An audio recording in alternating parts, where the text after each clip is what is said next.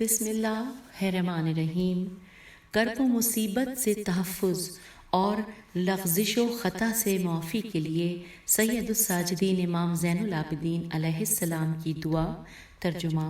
اے میرے معبود، میرے دشمنوں کو میری حالت پر دل میں خوش ہونے کا موقع نہ دے اور میری وجہ سے میرے کسی مخلص و دوست کو رنجیدہ خاطر نہ کر۔ بار الہ، اپنی نظر عنایات میں سے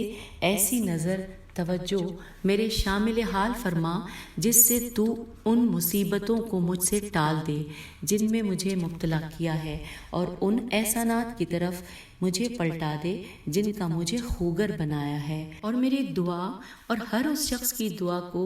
جو صدق نیت سے تجھے پکارے قبول فرما مالک، کیونکہ میری قوت کمزور، چارہ جوئی کی صورت ناپید اور حالت سخت سے سخت تر ہو گئی ہے، اور جو کچھ تیرے مخلوقات کے پاس ہے اس میں سے میں بالکل نا امید ہوں۔ اب تو تیری پہلی نعمتوں کے دوبارہ حاصل ہونے میں تیری امید کے علاوہ کوئی صورت باقی نہیں رہی۔ اے میرے معبود، جن رنج و آلام میں گرفتار ہوں ان سے چھٹکارا دلانے پر تو ایسا ہی قادر ہے جیسا ان چیزوں پر قدرت رکھتا ہے جن میں مجھے مبتلا کیا ہے۔ بے شک تیرے احسانات کی یاد میرا دل بہلاتی اور تیرے انعام و تفضل کی امید میری ہمت بندھاتی ہے، اس لیے کہ جب سے تو نے مجھے پیدا کیا ہے میں تیری نعمتوں سے محروم نہیں رہا، اور تو ہی اے میرے معبود میری پناہ گاہ، میرا ملجا، میرا محافظ و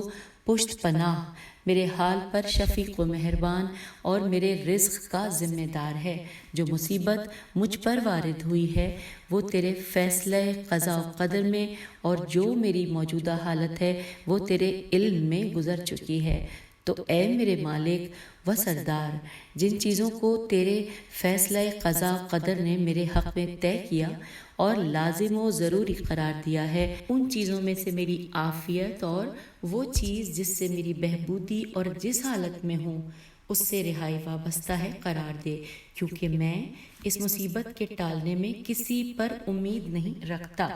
اور نہ اس سلسلے میں تیرے علاوہ کسی پر بھروسہ کرتا ہوں۔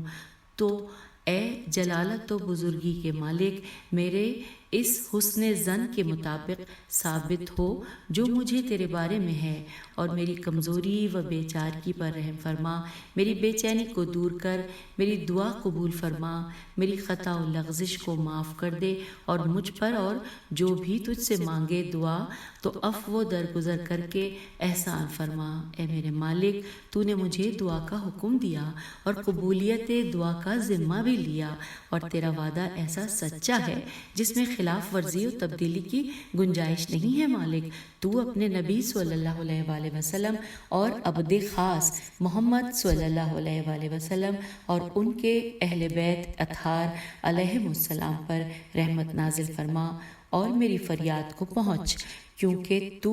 ان کا فریاد رس ہے جن کا کوئی فریاد رس نہ ہو، اور ان کے لیے پناہ ہے جن کے لیے کوئی پناہ نہ ہو۔ میں ہی وہ مضطر و لاچار ہوں جس کی دعا قبول کرنے اور اس کے دکھ درد کے دور کرنے کا تو نے التزام کیا ہے۔ الف لام تے زے الف میم، التزام کیا ہے، لہٰذا میری دعا کو قبول فرما، میرے غم کو دور اور میرے رنج و اندوہ کو برطرف فرما، اور میری حالت کو پہلی حالت سے بھی بہتر حالت کی طرف پلٹا دے، اور مجھے استحقاق کے بقدر